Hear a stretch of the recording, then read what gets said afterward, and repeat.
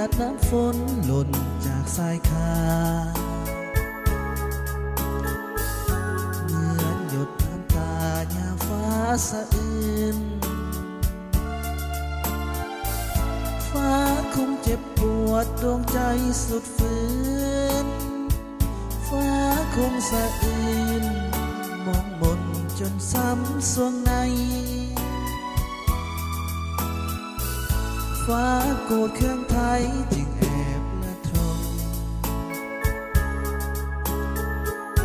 หรือว่าฟ้าตมเป็นแผลหัวใจหรือมีความผิดอารมณ์หวั่นไหวเหมือนคนหักนายฟ้าจึงต้องหลั่งน้ำตาดินอยากสา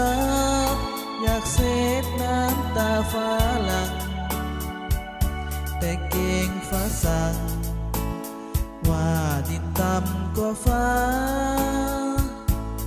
ดินยังหวังตั้งใจเอาไว้ว่าแม้นฟ้าสิ้นบุญปรารถนาจงน้อมลงมาดินจะประคองฟ้าอย่าโศกสันอย่าหวั่นเกรงกลัว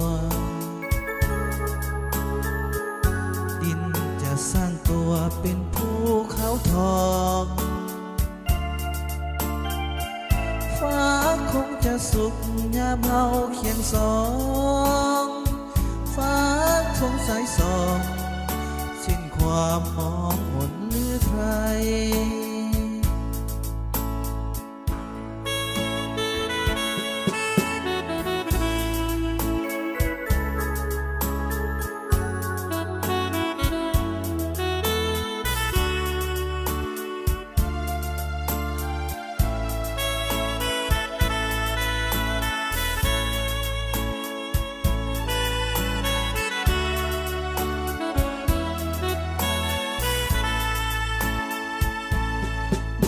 อยากสาบอยากเสดน้ำตาฟ้าหลัก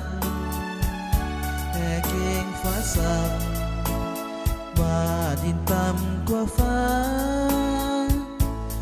ดินยังหวังตั้งใจเอาไว้ว่า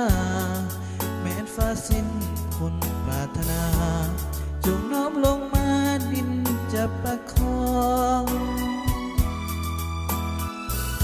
ฟ้าอย่าโศกสันอย่าหวั่นเกรงกลัว